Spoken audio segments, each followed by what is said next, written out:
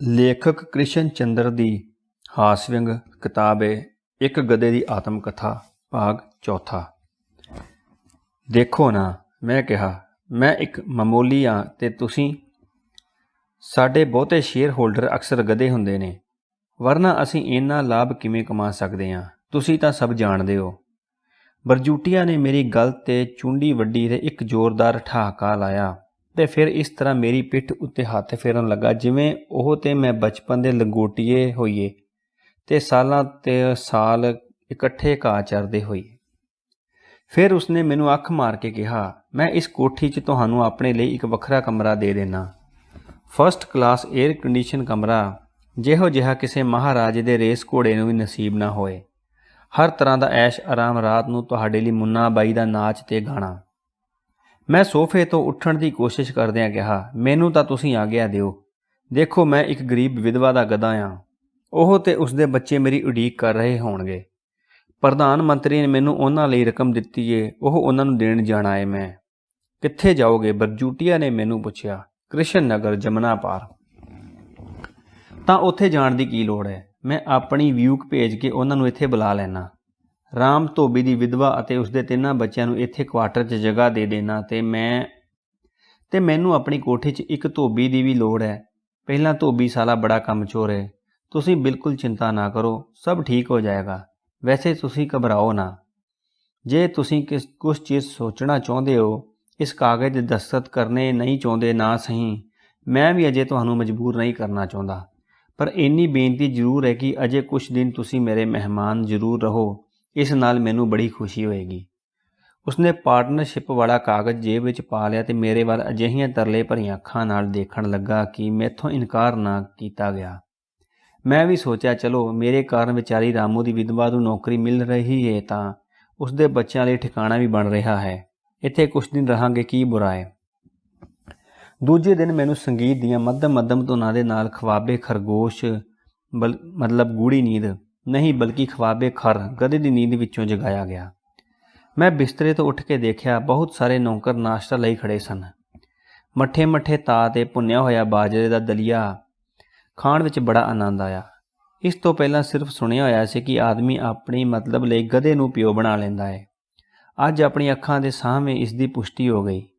ਜਦੋਂ ਮੈਂ ਦਲੀਆ ਖਾ ਰਿਹਾ ਸਾਂ, ਉਦੋਂ ਦੇਖਿਆ ਕਿ ਸੇਠ ਬਰਜੂਟੀਆ ਹੱਥ ਵਿੱਚ ਬਹੁਤ ਸਾਰੇ ਅਖਬਾਰਾਂ ਦਾ ਬੰਡਲ ਚੱਕੀ ਖੁਸ਼ੀ ਆ ਰਹੇ ਨੇ।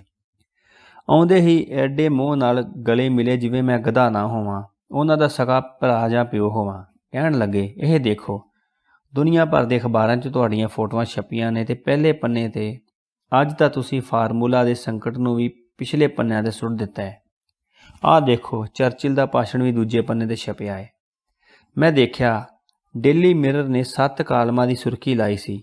ਬੋਲਦੇ ਹੋਏ ਗਧੇ ਦੀ ਪ੍ਰਧਾਨ ਮੰਤਰੀ ਨਾਲ ਮੁਲਾਕਾਤ, ਦੁਨੀਆ ਦਾ ਮਹਾਨ ਚਮਤਕਾਰ। ਤੇ ਨਿਊਯਾਰਕ ਟਾਈਮਸ ਨੇ ਆਪਣੇ ਪਹਿਲੇ ਪੰਨੇ 'ਤੇ ਮੇਰੀ ਤੇ ਫਰਾਂਸਿਸ ਦੀ ਤਸਵੀਰ ਇਕੱਠੀ ਛਾਪੀ ਸੀ। ਇਸ ਦੇ ਇਲਾਵਾ ਇੱਕ ਸੰਪਾਦਕੀ ਵੀ ਲਿਖੀ ਗਈ ਜਿਸ ਦਾ ਸਾਰ ਇਹ ਸੀ ਕਿ ਜੇ ਪੰਡਿਤ ਨਹਿਰੂ ਭਾਰਤ ਦੇ ਇੱਕ ਗਧੇ ਨੂੰ ਇੰਟਰਵਿਊ ਦੇ ਸਕਦੇ ਨੇ ਤਾਂ ਸਾਡੇ ਪ੍ਰਧਾਨ ਮੈਟਰੋਗਲੋਬਿਨ ਮੇਅਰ ਤੇ ਫਰਾਂਸਿਸ ਨੂੰ ਕਿਉਂ ਇਸ ਦਾ ਮੌਕਾ ਨਹੀਂ ਦੇ ਸਕਦੇ। ਜਿੰਨੀ ਛੇਤੀ ਇਹ ਕਾਰਜ ਕਰ ਦਿੱਤਾ ਜਾਏ ਠੀਕ ਹੋਏਗਾ, ਪਰ ਨਹੀਂ ਤਾਂ ਪੂਰੇ ਏਸ਼ੀਆ ਵਿੱਚ ਅਮਰੀਕਾ ਦਾ ਮਾਨ ਸਨਮਾਨ ਖਤਰੇ 'ਚ ਪੈ ਜਾਏਗਾ। ਲੰਡਨ ਟਾਈਮਸ ਦੀ ਸੁਰਖੀ ਸੀ, ਹੁਣ ਸੰਸਾਰ ਦੇ ਗਧੇ ਵੀ ਯੁੱਧ ਦੇ ਵਿਰੁੱਧ ਬੋਲਣ ਲੱਗੇ, ਪੱਛਮ ਨੂੰ ਖਤਰਾ।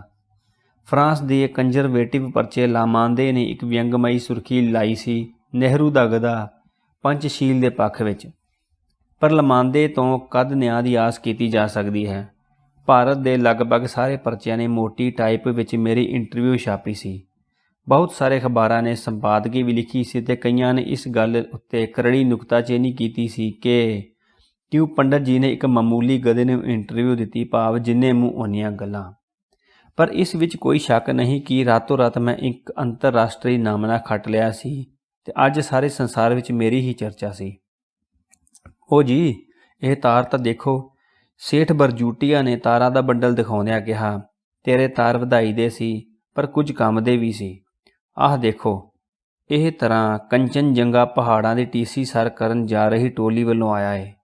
ਉਹਨਾਂ ਨੇ ਲਿਖਿਆ ਏ, ਬਹੁਤ ਲੋਕ ਬੜੇ ਖੁਸ਼ੀ ਹੋਣਗੇ ਜੇ ਤੁਸੀਂ ਸਿਰਫ ਪਹਿਲੇ 10,000 ਫੁੱਟ ਤੱਕ ਉਹਨਾਂ ਦੇ ਨਾਲ ਚੱਲ ਸਕੋ। ਉਹ ਇਸ ਗੱਲ ਦੀ ਗਰੰਟੀ ਦਿੰਦੇ ਨੇ ਕਿ ਤੁਹਾਡੇ ਤੇ ਕੋਈ ਬੋਝ ਨਹੀਂ ਲੱਦਿਆ ਜਾਏਗਾ।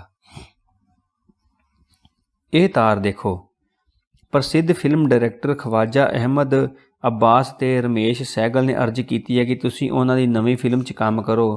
ਤਨਖਾਹ 10,000 ਰੁਪਏ ਮਹੀਨਾ, ਆਉਣ ਜਾਣ ਲਈ ਹਵਾਈ ਜਹਾਜ਼ ਦਾ ਕਿਰਾਇਆ ਵੱਖਰਾ। ਤੁਹਾਡੇ ਨਾਲ ਕੰਮ ਕਰਨ ਲਈ ਨਲਨੀ ਜਯੰਤ, ਸੁਰੱਈਆ, ਨਰਗਿਸ ਨਾਲ ਗੱਲਬਾਤ ਹੋ ਰਹੀ ਏ। ਦੇਖੋ ਕਿਸ ਨੂੰ ਚੁਣਿਆ ਜਾਂਦਾ ਹੈ।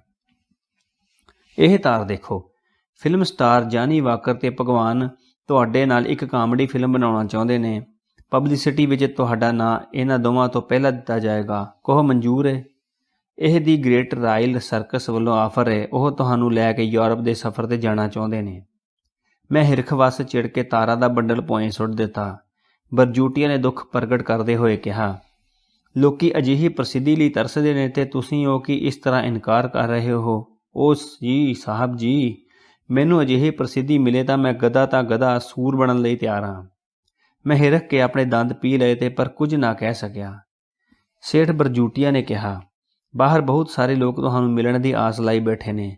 ਮੁਲਾਕਾਤੀਆਂ ਦਾ ਕਮਰਾ ਭਰ ਗਿਆ ਏ। ਮੈਂ ਕਿਸੇ ਨੂੰ ਨਹੀਂ ਮਿਲਣਾ।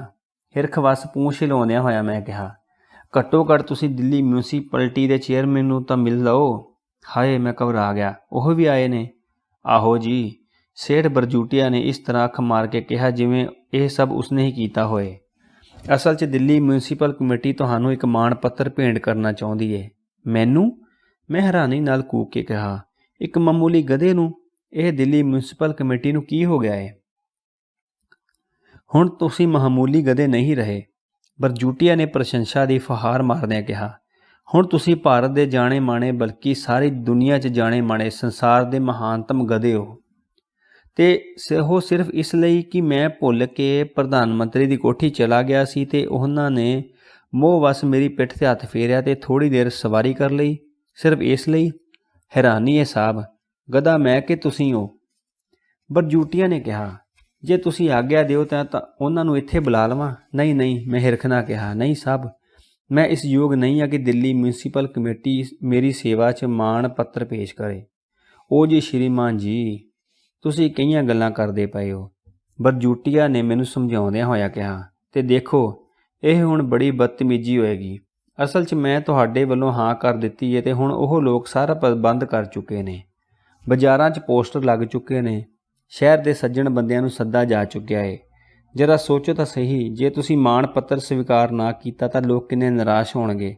ਤੇ ਸੁਣੋ, ਬਰਜੂਟੀਆ ਨੇ ਦੱਬਵੀਂ ਆਵਾਜ਼ ਵਿੱਚ ਕਿਹਾ, ਮੇਰੀ ਖਾਤਰ ਤੁਸੀਂ ਇਸ ਨੂੰ ਸਵੀਕਾਰ ਕਰ ਲਓ। ਇਸ ਨਾਲ ਸਾਡੀ ਪਾਰਟਨਰਸ਼ਿਪ ਨੂੰ ਬੜਾ ਲਾਭ ਹੋਏਗਾ। ਕਿਹੜੀ ਪਾਰਟਨਰਸ਼ਿਪ? ਮੈਂ ਚਿੜ ਕੇ ਕਿਹਾ। ਓ ਜੀ ਓਹੋ, ਇਸ ਦਾ ਤਾਂ ਮੈਨੂੰ ਜ਼ਿਕਰ ਹੀ ਨਹੀਂ ਕਰਨਾ ਚਾਹੀਦਾ ਸੀ। ਬਰਜੂਟੀਆ ਹੱਸ ਕੇ ਬੋਲਿਆ, ਅੱਛਾ ਮੈਂ ਜਾਣਾ, ਤੁਹਾਡੇ ਵੱਲੋਂ ਹਾਂ ਕਹਿ ਦਿੰਦਾ। ਤੁਹਾਨੂੰ ਉਹਨਾਂ ਨਾਲ ਮਿਲਣ ਦਾ ਕਿਉਂ ਕਸ਼ਟ ਦਿਆਂ ਇਸ ਵੇਲੇ? ਪਰ ਸੁਣੋ ਤਾਂ। ਪਰ ਉਸਨੇ ਕੁਝ ਨਾ ਸੁਣਿਆ ਤੇ ਦੂਸਰੇ ਕਮਰੇ ਵਿੱਚ ਚਲਾ ਗਿਆ। ਥੋੜ੍ਹੀ ਦੇਰ ਬਾਅਦ ਕੀ ਦੇਖਦਾ ਹੈ ਕਿ ਕੁੜੀਆਂ ਦੀ ਇੱਕ ਟੋਲੀ ਕਮਰੇ ਵਿੱਚ ਆ ਵੜੀ। ਲਗਭਗ ਸਾਰੀਆਂ ਹੀ ਕਾਲਜ ਦੀਆਂ ਕੁੜੀਆਂ ਸਨ। ਉਹਨਾਂ ਨੇ ਹੱਸਦਿਆਂ ਤੇ ਠਹਾਕੇ ਲਾਉਂਦਿਆਂ ਹੋਇਆਂ ਮੈਨੂੰ ਘੇਰ ਲਿਆ। ਸਾਰੀਆਂ ਆਪਣੀਆਂ ਆਟੋਗ੍ਰਾਫ ਬੁੱਕ ਵਿੱਚ ਮੈਥੋਂ ਆਟੋਗ੍ਰਾਫ ਮੰਗ ਰਹੀਆਂ ਸਨ। ਉਹਨਾਂ ਦੀ ਆਟੋਗ੍ਰਾਫ ਬੁੱਕ ਵਿੱਚ ਸ਼ੀਲਾ ਰਮਾਨੀ, ਦੇਵਾਨੰਦ, ਰਾਜ ਕਪੂਰ, ਦਲੀਪ ਕੁਮਾਰ ਤੇ ਹੋਰ ਫਿਲਮ ਸਟਾਰਾਂ ਦੇ ਆਟੋਗ੍ਰਾਫ ਸਨ ਤੇ ਹੁਣ ਉਹ ਮੇਰਾ ਆਟੋਗ੍ਰਾਫ ਮੰਗ ਰਹੀਆਂ ਸਨ। ਕਿਹੋ ਜਿਹੀਆਂ ਨੇ ਇਹ ਕੁੜੀਆਂ, ਜਿਨ੍ਹਾਂ ਨੂੰ ਇੱਕ ਦਲੀਪ ਕੁਮਾਰ ਤੇ ਇੱਕ ਗਧੇ ਵਿੱਚ ਕੋਈ ਫਰਕ ਨਜ਼ਰ ਨਹੀਂ ਆਉਂਦਾ। ਸਾਰਿਆਂ ਨੇ ਇੱਕੋ ਆਟੋਗ੍ਰਾਫ ਨਾਲ ਹੱਕਦੀਆਂ ਨੇ। ਇਹਨਾਂ ਦੀਆਂ ਅੱਖਾਂ ਇਸ ਕਥਿਤ ਪ੍ਰਸਿੱਧੀ ਕਰਕੇ ਕਿੰਨੀਆਂ ਚੰਧਿਆਈਆਂ ਹੋਈਆਂ ਨੇ। ਜਦੋਂ ਮੈਂ ਉਹਨਾਂ ਨੂੰ ਆਟੋਗ੍ਰਾਫ ਦੇ ਰਿਹਾ ਸੀ ਤਾਂ ਮੈਂ ਦੇਖਿਆ ਬਰਜੂਟੀਆ ਇੱਕ ਕੁੜੀ ਨਾਲ ਲਈ ਵਿਸ਼ੇਸ਼ ਤੌਰ 'ਤੇ ਮੇਰੇ ਅੱਗੇ ਪਿੱਛੇ ਘੁੰਮ ਰਿਹਾ ਹੈ। ਅਖੀਰ ਮੇਰੇ ਕੋਲ ਆ ਕੇ ਕਹਿਣ ਲੱਗਾ, ਇਹ ਮੇਰੀ ਬੇਟੀ ਹੈ ਰੂਪਵਤੀ, ਇਸ ਦੀ ਆਟੋਗ੍ਰਾਫ ਬੁੱਕ 'ਤੇ ਕੁਝ ਵਿਸ਼ੇਸ਼ ਲਿਖ ਦੇਣਾ। ਮੈਂ ਰੂਪਵਤੀ ਵੱਲ ਦੇਖਿਆ। ਲੰਮੀ ਪਤਲੀ ਫੁਰਤੀਲੀ ਮੁਟਿਆਰ ਕੁੜੀ ਸੀ। ਉਸ ਦੀਆਂ ਅੱਖਾਂ ਵਿੱਚ ਵਚਿੱਤਰ ਕਿਸਮ ਦੀ ਮੱਕਾਰੀ ਸੀ। ਆਵਾਜ਼ ਵਿੱਚ ਆਕੜ ਤੇ ਚਾਲ ਢਾਲ ਬਿਲਕੁਲ ਬਨੌਟੀ ਜਿਹੀ। ਰੰਗ ਟੰਗ ਤੋਂ ਉਹ ਇੱਕ ਕੁੜੀ ਨਹੀਂ, ਤੁਰਦੀ ਫਿਰਦੀ ਗੁੱਡੀਆ ਜਾਪਦੀ ਸੀ। ਮੈਂ ਰੂਪਵਤੀ ਨੂੰ ਪੁੱਛਿਆ, ਕੀ ਲਿਖਾਂ? ਉਹ ਤੁਣਕ ਕੇ ਬੋਲੀ, ਹੁਣ ਮੈਨੂੰ ਕੀ ਪਤਾ, ਲਿਖਣਾ ਹੋਏ ਤਾਂ ਲਿਖ ਦਿਓ, ਵਰਨਾ ਕੋਈ ਐਸੀ ਲੋੜ ਵੀ ਨਹੀਂ। ਉਸਨੇ ਆਪਣੀ ਆਟੋਗ੍ਰਾਫ ਬੁੱਕ ਬੰਦ ਕਰ ਦਿੱਤੀ। ਬੇਟਾ, ਬਰਜੂਟੀਆ ਨੇ ਪਿਆਰ ਨਾਲ ਪਰ ਇੰਨੀ ਧੀਮੀ ਸੁਰ ਵਿੱਚ ਝਿੜਕਿਆ ਕਿ ਮੈਨੂੰ ਪਤਾ ਨਾ ਲੱਗੇ, ਪਰ ਮੈਨੂੰ ਪਤਾ ਲੱਗ ਗਿਆ। ਕੁੜੀ ਦੀਆਂ ਦਗਦੀਆਂ ਅੱਖਾਂ ਯਕਦਮ ਬੁਝ ਗਈਆਂ ਤੇ ਉਹਨਾਂ ਵਿੱਚ ਸ਼ਰਾਰਤ ਨਜ਼ਰ ਆਈ। ਕੋਈ ਚੰਗਾ ਜਿਹਾ ਆਟੋਗ੍ਰਾਫ ਦੇ ਦਿਓ ਨਾ। ਉਸਦਾ ਕੋਮਲ ਹੱਥ ਪਲ ਕੁ ਲਈ ਮੇਰੇ ਮੋਢੇ 'ਤੇ ਰੁਕਿਆ ਤੇ ਉਸਨੇ ਇੱਕ ਲੰਮਾ ਮਿੱਠਾ ਸਾਹ ਲਿਆ ਤੇ ਮੈਨੂੰ ਇੰਜ ਲੱਗਿਆ ਜਿਵੇਂ ਮੈਂ ਕਿਸੇ ਸਖਤ ਸੰਗਮਰਮਰ ਦੇ ਤਿਲਕਵੇਂ ਫਰਸ਼ ਵਾਲੇ ਕਮਰੇ ਵਿੱਚ ਬੰਦ ਹਾਂ। ਕਿਸੇ ਹਰੀ ਭਰੀ ਦੱਬੀ ਘਾਹ ਵਾਲੀ ਚਾਰਗਾਹ ਹਾਂ। ਮੇਰੇ ਚਾਰੇ ਪਾਸੇ ਮਹਿਕਾਂ ਬਰੂਰ ਦੀਆਂ ਘਾਹ ਲਹਿਰਾ ਰਹੀਆਂ ਨੇ। ਢਲਾਣਾਂ ਦੇ ਝਰਨੇ ਵਹਿ ਰਹੇ ਨੇ। ਸੁਨਹਿਰੀ ਧੁੱਪ ਵਿੱਚ ਰੁੱਖਾਂ ਨੇ ਆਸੇ-ਪਾਸੇ ਆਪਣੀ ਸ਼ਤਰੰਜ ਵਿਛਾਈ ਹੋਈ ਹੈ ਤੇ ਬੱਦਲਾਂ ਦੇ ਸਫੈਦ ਟੁਕੜੇ ਆਕਾਸ਼ ਵਿੱਚ ਉਡਾਨਾਂ ਭਰ ਰਹੇ ਨੇ। ਯਕਦਮ ਖਿੜ ਕੇ ਮੈਂ ਜ਼ੋਰ ਨਾਲ ਆਪਣੀ ਢੀਂਚੂ ਦੀ ਹੇਕ ਲਾਈ, ਬੜੀ ਸਾਫ਼ ਖੁੱਲ੍ਹੀ ਜ਼ਿੰਦਗੀ ਨਾਲ ਭਰਪੂਰ ਹੇਕ। ਜਦੋਂ ਗਧਾ ਪੂਰਾ ਖੁਸ਼ ਹੁੰਦਾ ਹੈ ਤਾਂ ਸੰਸਾਰ ਨੂੰ ਆਪਣੀ ਆਤਮਾ ਦੇ ਸੰਗੀਤ ਨਾਲ ਗੂੰਜਣ ਲਾ ਦਿੰਦਾ ਹੈ। ਉਹੀ ਸੰਗੀਤ ਉਸ ਵੇਲੇ ਮੇਰੇ ਬੁੱਲ੍ਹਾਂ 'ਤੇ ਆਇਆ, ਪਰ ਮੈਂ ਦੇਖਿਆ ਕਿ ਦੂਜੇ ਛਿਣ ਹੀ ਕੁੜੀਆਂ ਮੇਰੀ ਆਵਾਜ਼ ਸੁਣ ਕੇ ਭੱਜ ਗਈਆਂ। ਬਹੁਤ ਸਾਰੀਆਂ ਕੁੜੀਆਂ ਤਾਂ ਆਪਣੀ ਆਟੋਗ੍ਰਾਫ ਬੁੱਕ ਵੀ ਉੱਥੇ ਹੀ ਭੁੱਲ ਗਈਆਂ। ਕੁਝ ਛਿਣਾਂ ਬਾਅਦ ਮੈਂ ਆਪਣੇ ਕਮਰੇ ਵਿੱਚ ਇਕੱਲਾ ਖੜਾ ਸਾਂ। ਮਨੁੱਖ ਕਿੱਡਾ ਵਿਚਿੱਤਰ ਜੀਵ ਹੈ। ਉਸਨੂੰ ਸਿਰਫ ਆਪਣੀ ਖੁਸ਼ੀ ਵਿੱਚ ਸੰਗੀਤ ਸੁਣਾਈ ਦਿੰਦਾ ਹੈ। ਦੂਜਿਆਂ ਦੀ ਖੁਸ਼ੀ ਹੀ ਅਰਥਹੀਣ ਲੱਗਦੀ ਹੈ। ਅਗਲਾ ਅੰਕ। ਨਿਕਲਣਾ ਗਧੇ ਦੇ ਜਲੂਸ ਦਾ ਚਾਂਦਨੀ ਚੌਂਕ ਵਿੱਚੋਂ ਤੇ ਫੁੱਲ ਵਰਤਾਉਣਾ ਔਰਤਾਂ ਦਾ ਝਰੋਖਿਆਂ ਵਿੱਚੋਂ। ਮਾਣ ਪੱਤਰ ਭੇਂਟ ਕਰਨਾ ਮਿਊਨਿਸਪਲ ਕਮੇਟੀ ਦੇ ਪ੍ਰਧਾਨ ਦਾ ਤੇ ਜਵਾਬ ਗਧੇ ਦਾ। ਪਾਠਕ ਸੱਜਣੋ, ਹੁਣ ਮੈਂ ਕੀ ਅਰਜ਼ ਕਰਾਂ ਕਿ ਕਿਹਾ ਠੁੱਸਦਾਰ ਜਲੂਸ ਦਿੱਲੀ ਵਾਲਿਆਂ ਨੇ ਮੇਰਾ ਕੱਢਿਆ ਸੀ। ਲੱਖਾਂ ਦੀ ਭੀੜ ਸੀ ਜਿਹੜੀ ਬੋਲਣ ਵਾਲੇ ਗਧੇ ਨੂੰ ਦੇਖਣ ਆਈ ਸੀ। ਵਿਚਾਰੀਆਂ ਔਰਤਾਂ ਆਪਣੀ ਅਗਿਆਨਤਾ ਕਾਰਨ ਖਾਸੀਆਂ ਅੰਧ ਵਿਸ਼ਵਾਸੀ ਹੁੰਦੀਆਂ ਨੇ। ਕਿਸੇ ਨੇ ਉਹਨਾਂ ਦੇ ਕੰਨੀ ਪਾ ਦਿੱਤਾ ਕਿ ਜੇ ਮੈਂ ਬੋਲਦਾ ਹਾਂ ਤਾਂ ਉਹ ਦੇਵੀ ਚਮਤਕਾਰ ਹੈ।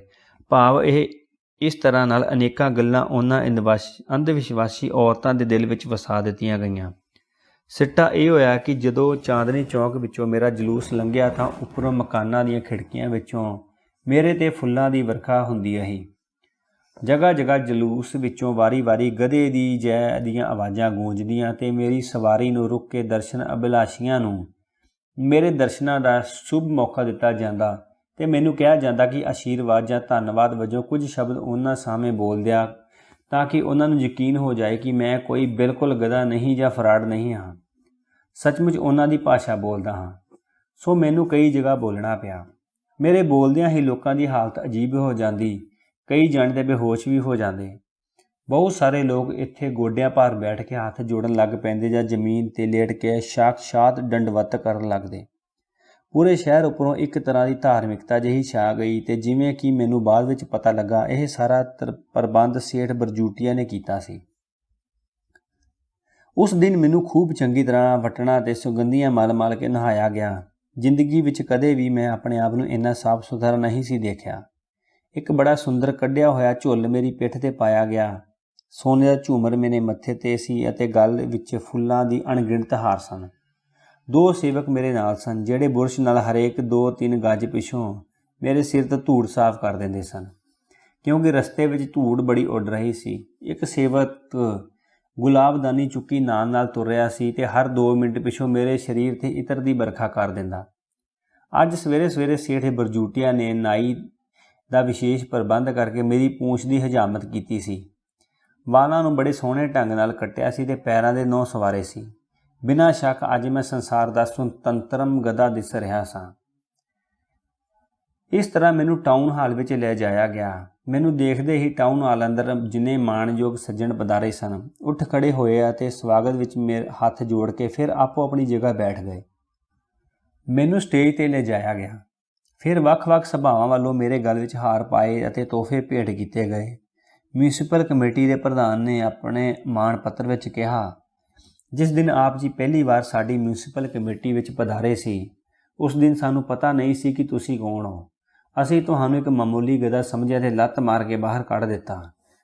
ਪਰ ਸਾਨੂੰ ਆਪਣੀ ਉਹ ਕੈਜੂ ਹਰਕਤ 'ਤੇ ਬੜਾ ਅਫਸੋਸ ਹੋ ਰਿਹਾ ਹੈ ਅਤੇ ਅਸੀਂ ਸੰਸਾਰ ਦੇ ਇੱਕ ਮਹਾਨ ਪ੍ਰਾਣੀ ਨਾਲ ਅਜਿਹਾ ਵਿਵਹਾਰ ਕੀਤਾ ਹੈ।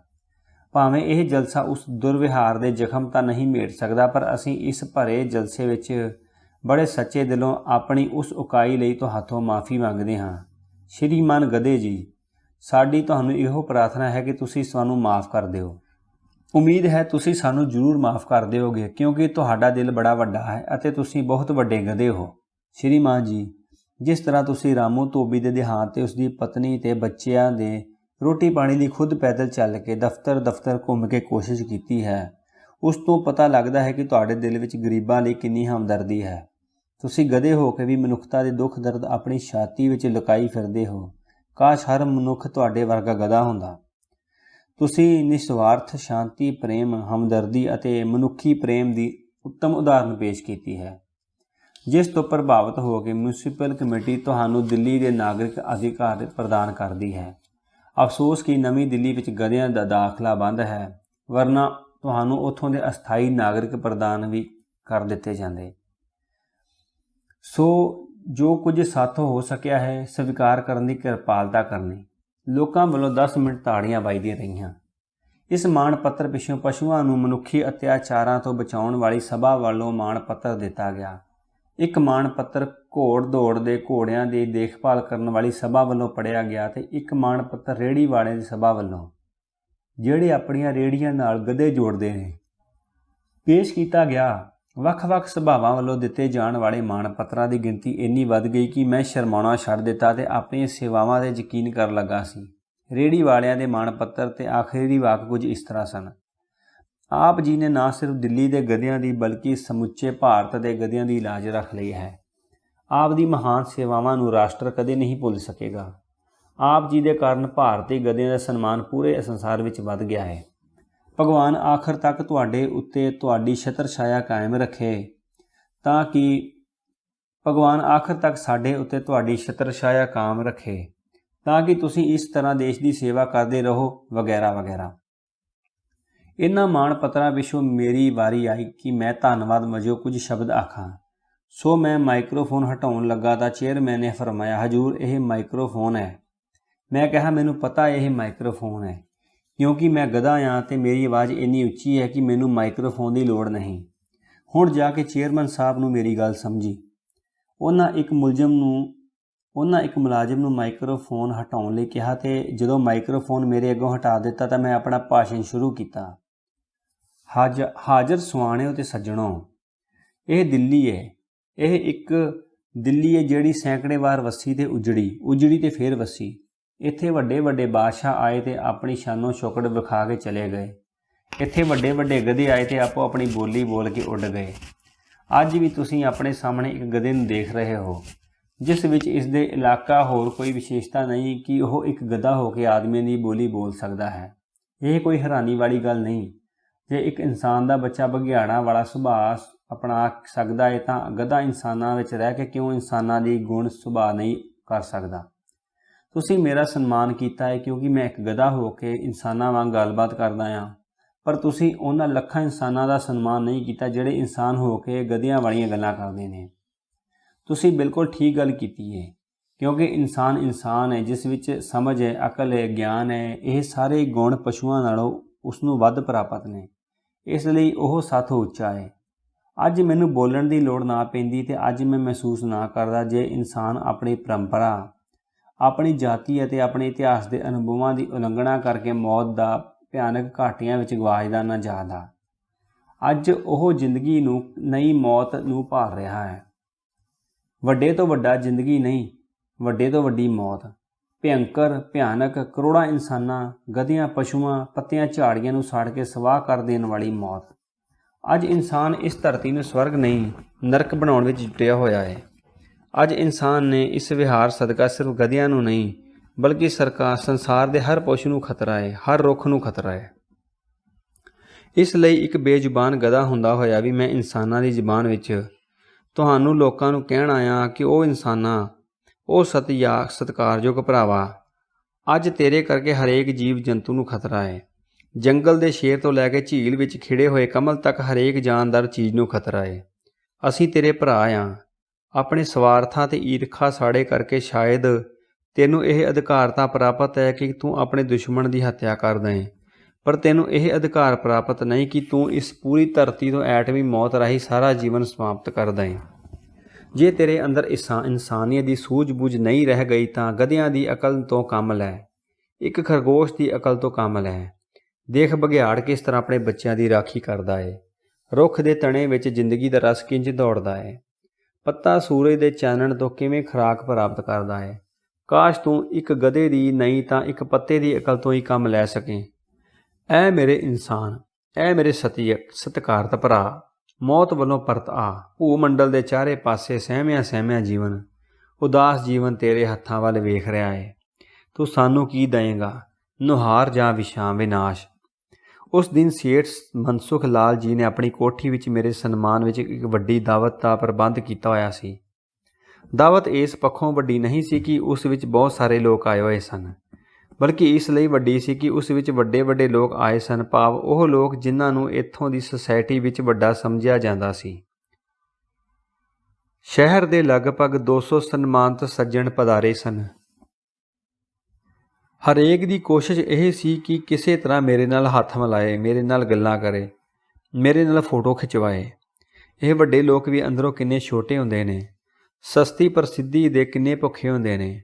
ਇੱਥੇ ਮੈਂ ਇਹ ਵੀ ਜ਼ਰੂਰ ਕਹਾਂਗਾ ਕਿ ਇਹਨਾਂ ਵਿੱਚੋਂ ਕੁਝ ਲੋਕ ਅਜਿਹੇ ਵੀ ਸਨ ਜਿਨ੍ਹਾਂ ਨੇ ਮੇਰੇ ਨਾਲ ਫੋਟੋ ਖਿਚਵਾਉਣ ਦੀ ਤਾਂਘ ਨਹੀਂ ਦਿਖਾਈ, ਬਲਕਿ ਦੇਖਣ ਲਈ ਤਰਸਾਇਆ ਕਿ ਮੇਰੇ ਨਾਲ ਗੱਲ ਵੀ ਨਹੀਂ ਕਰਨਾ ਚਾਹੁੰਦੇ।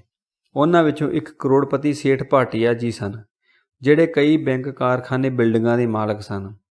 ਉਹਨਾਂ ਦੇ ਸੈਕਟਰੀ ਨੇ ਪਾਰਟੀ ਦੌਰਾਨ ਆਣ ਕੇ ਮੇਰੇ ਕੰਨ ਵਿੱਚ ਕਿਹਾ, ਸੇਠ ਭਾਟੀਆ ਜੀ ਤੁਹਾਨੂੰ ਮਿਲਣਾ ਚਾਹੁੰਦੇ ਨੇ, ਇਕੱਲ ਵਿੱਚ ਤੁਸੀਂ ਕੋਈ ਸਮਾਂ ਦਿਓ।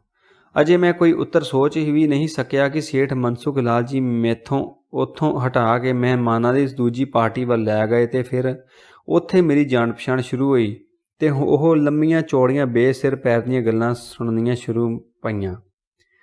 ਫਿਰ ਉੱਥੇ ਵੀ ਇੱਕ ਚੰਗੇ ਰੋਹਬ ਵਾਲਾ ਆਦਮੀ, ਜਿਹੜਾ ਚਿਹਰੇ ਮੋਰੇ ਤੋਂ ਕਿਸੇ ਸਟੇਟ ਦਾ ਮਹਾਰਾਜਾ ਲੱਗਦਾ ਸੀ, ਪਰ ਬਾਅਦ ਵਿੱਚ ਪਤਾ ਲੱਗਾ ਕਿ ਲਾਲਾ ਹਰਦਿਆਲ ਪੁਸ਼ਕਰਨੀ ਦਾ ਮੁੰਸ਼ੀ ਸੀ, ਮੈਨੂੰ ਇੱਕ ਪਾਸੇ ਲੈ ਜਾ ਕੇ ਕਹਿਣ ਲੱਗਾ, ਉਸ 25 ਕਰੋੜ ਰੁਪਏ ਦੀ ਸਕੀਮ ਬਾਰੇ ਸਾਡੇ ਸੇਠ ਪੁਸ਼ਕਰਨੀ ਜੀ ਤੁਹਾਡੇ ਨਾਲ ਗੱਲ ਕਰਨਾ ਚਾਹੁੰਦੇ ਨੇ। ਅਜੇ ਮੈਂ ਉਹਨਾਂ ਨੂੰ ਵੀ ਕੁਝ ਨਹੀਂ ਕਿਹਾ ਸੀ ਕਿ ਸੇਠ ਮਨਸੁਖ ਲਾਲ ਜੀ ਹੌਂਕਦੇ ਹੋਏ ਮੇਰੇ ਕੋਲ ਆਏ ਤੇ ਬੋਲੇ, ਉਹ ਲੇਡੀ ਸਾਰੇ ਗਾਮਾ ਗਾਓ ਏ ਨਾ, ਜਿਹੜੀ ਵਿਲਿੰਗਡਨ ਕਲੱਬ ਦੀ ਪ੍ਰਧਾਨ ਹੈ, ਉਹ ਤੁਹਾਨੂੰ ਮਿਲਣ ਲਈ ਬੜੀ ਉਤਸੁਕ ਹੈ। ਮੈਂ ਕਿਹਾ, ਸਾਰੇ ਗਾਮਾ ਤਾਂ ਭਾਰਤੀ ਸੰਗੀਤ ਦੀ ਅੱਧੀ ਸਾਰਨੀ ਹੈ। ਉਹ ਬੋਲੇ, ਨਹੀਂ, ਇਹ ਉਹਦਾ ਨਾਂ ਹੈ। ਹਾਂ, ਭਾਰਤੀ ਸੰਗੀਤ 'ਚ ਉਹਨਾਂ ਨੂੰ ਦਿਲਚਸਪੀ ਜ਼ਰੂਰ ਹੈ। ਖੈਰ, ਤੁਸੀਂ ਚੱਲ ਕੇ ਉਹਨਾਂ ਨੂੰ ਮਿਲੋ ਤਾਂ ਸਹੀ। ਇਸ ਪਿੱਛੋਂ ਉਹ ਮੇਰੇ ਗਲੇ ਵਿੱਚ ਬਾਂਹ ਪਾ ਕੇ ਪੁਸ਼ਕਰਨੀ ਜੀ ਦੇ ਮੁੰਸ਼ੀ ਵੱਲ ਤਿੱਖੀਆਂ ਨਜ਼ਰਾਂ ਨਾਲ ਘੂਰ ਕੇ, ਜਿਵੇਂ ਇਹ ਕਹਿ ਰਹੇ ਹੋਣ, ਅੱਛਾ, ਤੁਹਾਡੀ ਇਹ ਹਿੰਮਤ ਕਿ ਮੇਰੇ ਹੀ ਸ਼ਿਕਾਰ 'ਤੇ ਹੱਥ ਸਾਫ਼ ਕਰਨਾ ਚਾਹੁੰਦੇ ਹੋ। ਮੈਨੂੰ ਆਪਣੇ ਪ੍ਰਤੀਦੁੰਦੀ ਦੀ ਜਗੜ ਵਿੱਚੋਂ ਕੱਢ ਕੇ ਲੇਡੀ ਸਾਰੇ ਗਾਮਾ ਗਾਓ ਵੱਲ ਲੈ ਤੁਰਿਆ, ਪਰ ਰਸਤੇ ਵਿੱਚ ਕੁਝ ਹੋਰ ਔਰਤਾਂ ਨੇ ਘੇਰ ਲਿਆ। ਮਿਸਿਸ ਗੁਲਾਬ ਚੰਦ, ਜਿਨ੍ਹਾਂ ਦਾ ਚਿਹਰਾ ਲਾਲੀ ਲਾਉਣ ਕਰਕੇ ਸੱਚਮੁੱਚ ਗੁਲਾਲ ਹੋਇਆ ਸੀ, ਬੋਲੀ, ਮਨਸੁਖ ਲਾਲ ਜੀ, ਸਾਨੂੰ ਵੀ ਤਾਂ ਅੱਜ ਦੇ ਹੀਰੋ ਨਾਲ ਮਿਲਾਓ। ਮਨਸੁਖ ਲਾਲ ਜੀ ਨੇ ਇੱਧਰ ਉੱਧਰ ਦੇਖਿਆ। 5-6 ਔਰਤਾਂ ਸਨ। ਇਹ ਸਾਰੀਆਂ ਵੱਡੇ ਸੇਠਾਂ ਸੌਦਾਗਰਾਂ ਦੀਆਂ ਦੂਜੀਆਂ, ਤੀਜੀਆਂ ਜਾਂ ਚੌਥੀਆਂ ਪਤਨੀਆਂ ਸਨ। ਇਹ ਨਵੇਂ ਦੌਲਤੀਆਂ ਦੀਆਂ ਨਵੀਆਂ ਪਤਨੀਆਂ ਸਨ, ਪੁਰਾਣੀਆਂ ਗਵਾਰੂ ਪਤਨੀਆਂ ਜਿਹੜੀਆਂ ਉਹਨਾਂ ਆਪਣੇ ਪਿੰਡਾਂ ਤੋਂ ਲਿਆਏ ਸੀ, ਜਿਨ੍ਹਾਂ ਨੇ ਉਹਨਾਂ ਲਈ 7-8 ਬੱਚੇ ਜੰਮੇ ਸੀ। ਉਹ ਧੋਤੀ ਵਿੱਚ ਗੁਜ਼ਾਰਾ ਕੀਤਾ ਸੀ ਅਤੇ ਇੱਕ ਪਾਈ ਜੋੜ ਕੇ ਰੱਖੀ ਸੀ। ਉਹ ਪਤਨੀਆਂ ਹੁਣ ਨਵੀਆਂ ਹਾਲਾਤਾਂ ਵਿੱਚ ਛੁੱਟੜ ਹੋ ਗਈਆਂ ਸਨ। ਜਿਵੇਂ ਕੁਝ ਸ਼ਬਦ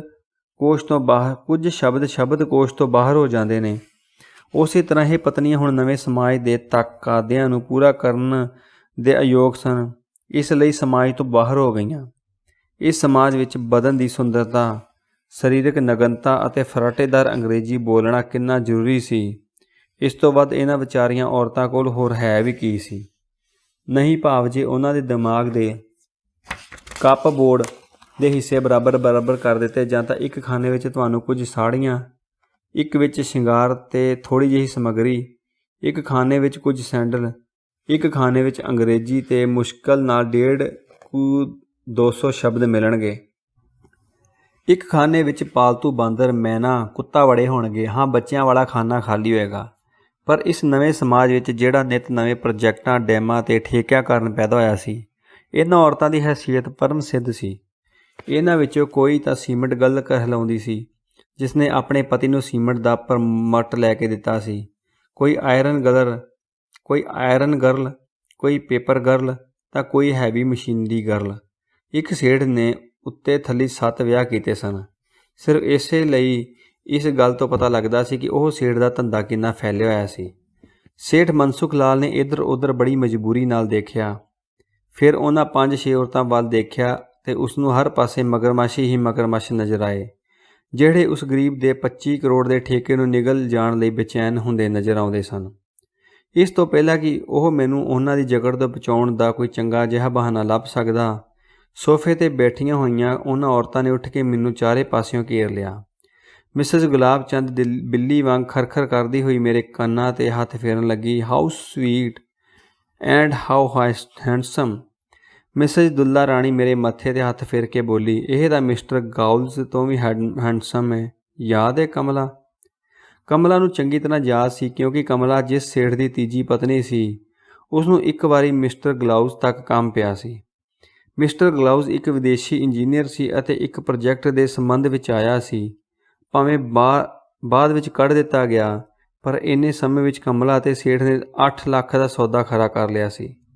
ਕਮਲਾ ਨੂੰ ਚੰਗੀ ਤਰ੍ਹਾਂ ਯਾਦ ਸੀ, ਕਿਉਂਕਿ ਉਹ ਉਨੀ ਦਿਨੀ ਮਿਸਿਸ ਦੁੱਲਾ ਰਾਣੀ ਤੇ ਕਮਲਾ ਵਿੱਚ ਉਸ ਠੇਕੇ ਦੇ ਸੰਬੰਧ ਵਿੱਚ ਅੜਫਸ ਚੱਲ ਰਹੀ ਸੀ। ਦੋਵੇਂ ਮਿਸਟਰ ਗਲਾਊਜ਼ ਨੂੰ ਅਤੀ ਸੁੰਦਰ ਸਮਝਦੀਆਂ ਸਨ, ਪਰ ਆਖਰ ਵਿੱਚ ਕਮਲਾ ਦਾ ਪਰਦਾ ਭਾਰੀ ਰਿਹਾ।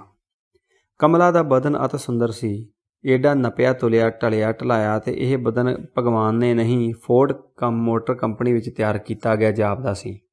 ਉਸ ਦੀ ਆਵਾਜ਼ ਇੰਨੀ ਮੱਠੀ ਸੀ ਕਿ ਕਿਸੇ ਔਰਤ ਦੇ ਨਹੀਂ, ਪਿਆਨੋ ਦੇ ਸੁਰ ਜਾਪਦੀ ਸੀ।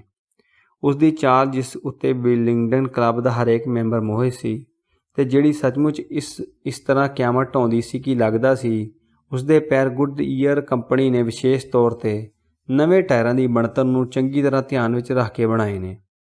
ਕਮਲਾ ਦਾ ਦਿਲ ਬਸ ਇਹੀ ਇੱਕ ਖਰਾਬੀ ਕਮਲਾ ਵਿੱਚ ਸੀ ਕਿ ਉਸਦੇ ਦਿਲ ਨਹੀਂ ਸੀ। ਉਸਦੀ ਜਗ੍ਹਾ ਪਰਮਿਟ ਦਾ ਇੱਕ ਫਾਰਮ ਸੀ, ਰਜਿਸਟ੍ਰੇਸ਼ਨ ਦਾ ਇੱਕ ਕਾਗਜ਼ ਸੀ, ਇੱਕ ਸੇਠ ਦਾ ਟੈਂਡਰ ਸੀ, ਪਰ ਦਿਲ ਨਹੀਂ ਸੀ। ਜਿਹੜੇ ਲੋਕ ਉਸ ਉੱਤੇ ਮੋਹਿਤ ਹੁੰਦੇ ਸੀ ਤੇ ਉਹਨੂੰ ਠੇਕਾ ਨਹੀਂ ਦਿੰਦੇ ਸੀ, ਉਹਨਾਂ ਨੂੰ ਇਸ ਖੂਬੀ ਦਾ ਛੇਤੀ ਹੀ ਪਤਾ ਲੱਗ ਜਾਂਦਾ ਸੀ, ਤੇ ਜਿਹੜੇ ਦਿੰਦੇ ਸੀ ਉਹਨਾਂ ਨੂੰ ਵੀ ਪਤਾ ਲੱਗ ਜਾਂਦਾ ਸੀ, ਪਰ ਜ਼ਰਾ ਦੇਰ ਨਾਲ, ਜਦੋਂ ਠੇਕਾ ਉਹਨਾਂ ਦੇ ਹੱਥੋਂ ਨਿਕਲ ਚੁੱਕਿਆ ਹੁੰਦਾ।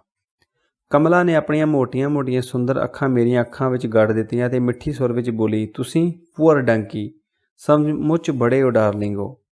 ਉਸਨੇ ਮੇਰੀ ਪਿੱਠ ਉੱਤੇ ਇੰਜ ਹੌਲੀ ਜਿਹੀ ਹੱਥ ਫੇਰਿਆ ਕਿ ਮੈਨੂੰ ਲੱਗਿਆ ਜਿੱਥੇ ਉਸਦਾ ਹੱਥ ਜਾ ਰਿਹਾ ਸੀ, ਉੱਥੋਂ ਦੀ ਖਲ ਮੱਖਣ ਵਾਂਗ ਕੁਲੀ ਹੁੰਦੀ ਜਾ ਰਹੀ ਸੀ।